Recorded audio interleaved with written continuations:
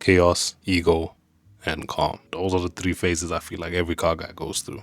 If you get stuck in the ego phase, I feel like you might never reach your dream cars. But hold on, before you start hating, before you drop a dislike and skip the video, let me explain myself. If you ever remember when you were a young kid, you used to look at like your dream cars, I feel like we're all here, see that awesome flipping whip from afar, you'd be like, damn, was that a flipping Nissan GTR? I mean, that was my favorite car at the time when I was a kid. Be like, damn, was that a Nissan GTR? But as you grew older, you eventually came into having your own car. And you realized, okay, cool.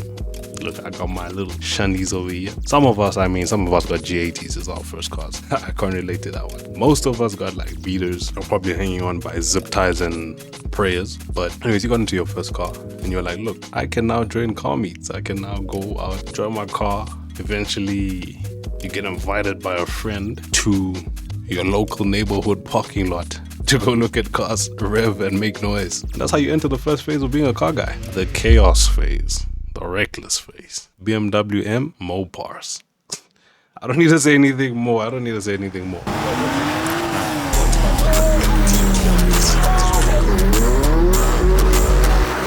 Anyways, you enter that phase, and of course, that's the phase where you go to the parking lot and you wait by the entrance of the car meet because you know damn well you're gonna be some action today. In fact, you went there because you were hoping for some action. But yeah, that phase is the first phase of being a car guy.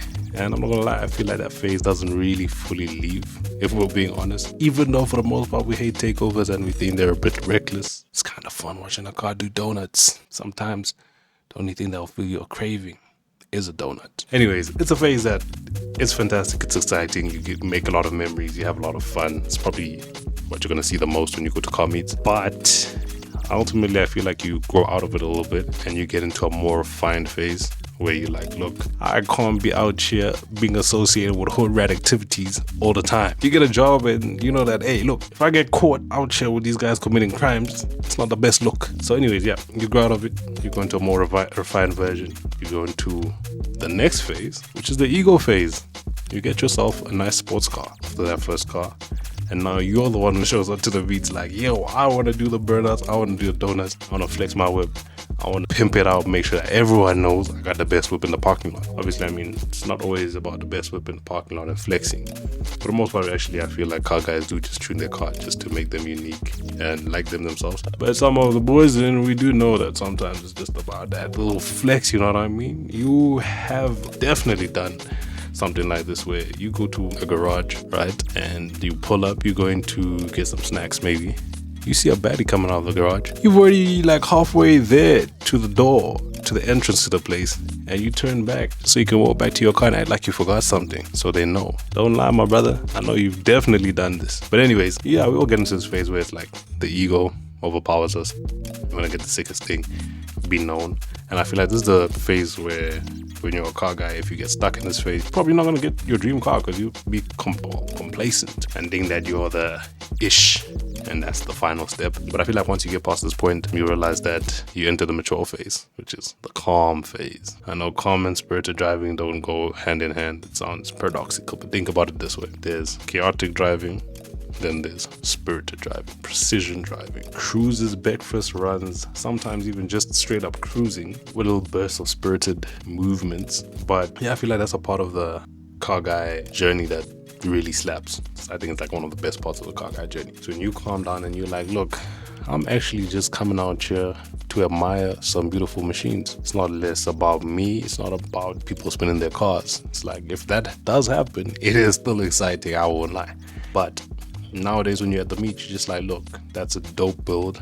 I want to hear more about what the owner's done to it. And for the most part, actually, you end up just going there to meet people, build connections, have great friendships outside of your workplace sometimes. That's what's happened to me. I've made a lot of great friendships. Really appreciate those guys. A lot of people who support us, especially when it comes to the Slowr brand, the Slowr community. Appreciate everyone who's there and backs us. But sometimes we honestly just go out and do runs for the simple fact that we just want to hang out with our friends. It's less so about being all up in everyone's face and, you know what I mean, like money and all of that stuff. Money is important, don't get me wrong. But sometimes you just get to a point where you're like, look, the people are awesome. So that's what it is. It is interesting meeting the person who has maybe the BMW collection where they have all the M's that were ever built. That is very interesting. Meeting the guy who has the Ferraris or the Lambos and whatnot, it's interesting because you learn a lot more about the people, you learn about how they got there, and it really teaches you, it pushes you, it makes you grow. You make connections that you never know where they might lead. And the part of the car community that, I'm not gonna lie, has been the most eye-opening part, the part that I've enjoyed the best or the most. And then once you've reached this like final stage, which is essentially just the car guy is a phase itself, where you have like other responsibilities, you probably disappear from the car, from being a car guy. But I hope that's not me. I hope I'm just a lifelong car guy. I have seen some gents who are like much older who still like to go on runs, hang out with their boys. So hopefully that's gonna be me. Anyways, if you got this far into the video, I wanna know from you guys, what got you into cars or into the car community? And number two, do you feel like you've gone through all of these 3 phases, or are you at a specific phase in the 3 phases? And if you enjoyed this video, just drop a comment down below, like, subscribe to the channel if you want to see me make more videos like this. And I appreciate you for getting this far. Peace out.